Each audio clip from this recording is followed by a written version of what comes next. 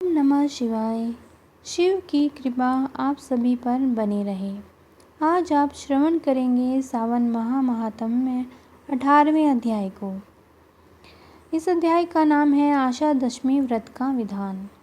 श्री सनत कुमार बोले, हे भगवान, हे पार्वती नाथ, हे भक्तों पर अनुग्रह करने वाले, हे दया सागर, अब आप दशमी तिथि का महात्म्य बताइए।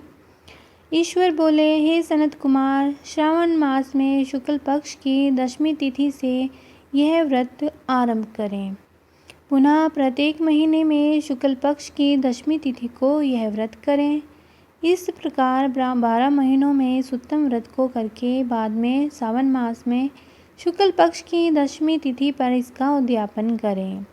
राज्य की इच्छा रखने वाले राजपुत्र, उत्तम कृषि के लिए कृषक, व्यवसाय के लिए वैश्य पुत्र, पुत्र प्राप्ति के लिए गर्भिणी स्त्री, धर्म अर्थ काम की सिद्धि के लिए सामान्य जन, श्रेष्ठ वर की अभिलाषा रखने वाली कन्या, यज्ञ करने की कामना करने वाले ब्राह्मण श्रेष्ठ, आरोग्य के लिए रोगी और दीर्घकालिक पति के प्रदेश में रहने पर उसके आने की कामना करने के लिए पत्नी, इन सब को तथा इसके अतिरिक्त अन्य लोगों को भी इस दशमी का व्रत करना चाहिए। जिस कारण जिसे कष्ट हो तब उसके निवारण हेतु उस मनुष्य को यह व्रत करना चाहिए। सावन में शुक्ल पक्ष की दशमी के दिन स्नान करके देवता का विधिवत पूजन करके घर के आंगन में 10 दिशाओं में पुष्प पल्लव चंदन से अथवा जौ के आटे से अधिदेवता की शस्त्र वाहन युक्त स्त्री रूपा शक्तियों का अंकन करके नक्त वेला में 10 दिशाओं में उनकी पूजा करनी चाहिए। घी मिश्रित नैवेद्य अर्पण करके उन्हें अलग अलग दीपक प्रदान करने चाहिए। उस समय जो फल उपलब्ध हो वह भी चढ़ाना चाहिए। इसके बाद अपने कार्य की सिद्धि के लिए इस प्रकार प्रार्थना करनी चाहिए, हे दिग् देवता, मेरी आशाएं पूर्ण हों और मेरे मनोरथ सिद्ध हों। आप लोगों की कृपा से सदा कल्याण हो। इस प्रकार विधिवत पूजन करके ब्राह्मण को दक्षिणा देनी चाहिए। हे मुनि श्रेष्ठ, इसी क्रम से प्रत्येक महीने में दशमी तिथि का व्रत सदा करना चाहिए और 1 वर्ष तक करने के बाद उद्यापन करना चाहिए। अब पूजन की विधि कही जाती है। सुवर्ण अथवा चांदी अथवा आटे से ही 10 दिशाओं को बनाएं।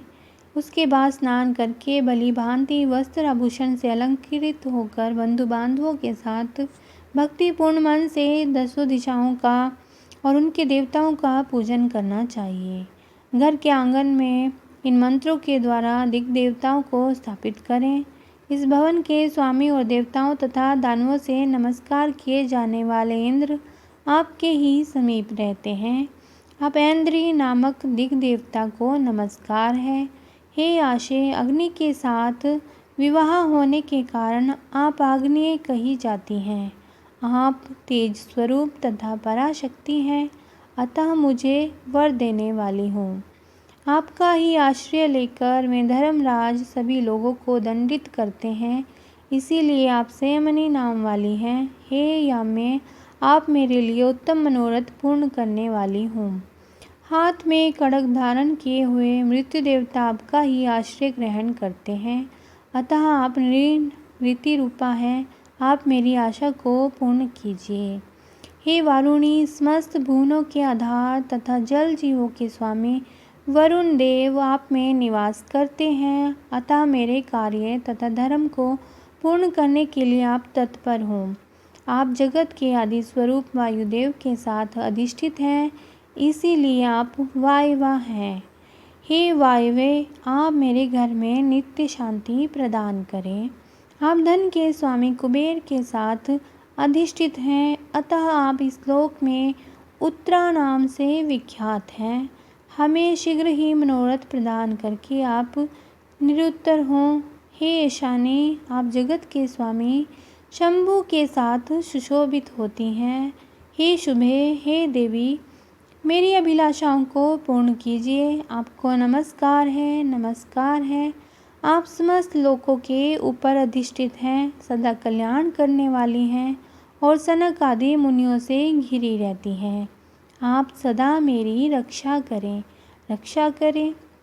सभी नक्षत्र ग्रह तारागण तथा जो नक्षत्र माताएं हैं वो विघ्न हरने वाले विनायक हैं। उनकी मैंने भक्ति युक्त मन से भक्ति पूर्वक पूजा की है। वे सब मेरे अभीष्ट की सिद्धि के लिए सदा तत्पर हों।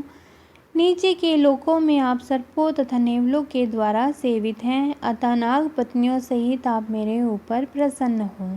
इन मंत्रों के द्वारा पुष्प धूप आदि से पूजन करके वस्त्र अलंकार तथा फल निवेदित करना चाहिए।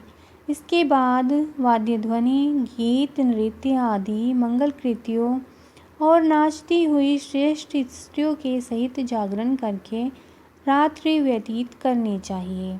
कुमकुम अक्षत तांबूल दान मान आदि के द्वारा भक्तिपूर्ण मन से उस रात्रि को सुखपूर्वक व्यतीत करके प्रातःकाल प्रतिमाओं की पूजा करके ब्राह्मण को प्रदान कर देने चाहिए। इस विधि से व्रत को करके क्षमा प्रार्थना तथा प्रणाम करके मित्रों तथा प्रिय बंधुजनों को साथ लेकर भोजन करना चाहिए। हे तात, जो मनुष्य इस विधि से आदरपूर्वक दशमी व्रत करता है वह सभी मनोवांछित फल को प्राप्त करता है।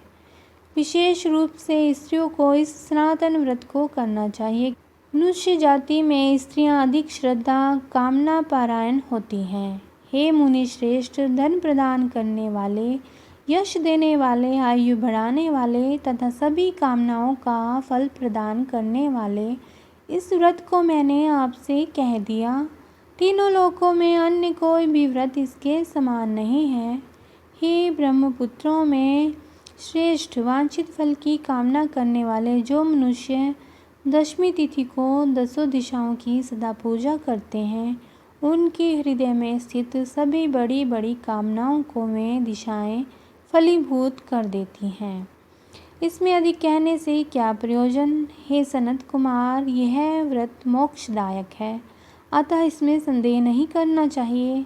इस व्रत के समान न तो कोई व्रत है और ना ही होगा। इस प्रकार श्री स्कंद पुराण के अंतर्गत ईश्वर सनत कुमार संवाद में सावन मास महात्म्य में आषाढ़ दशमी व्रत कथन नामक 18वां अध्याय पूर्ण हुआ।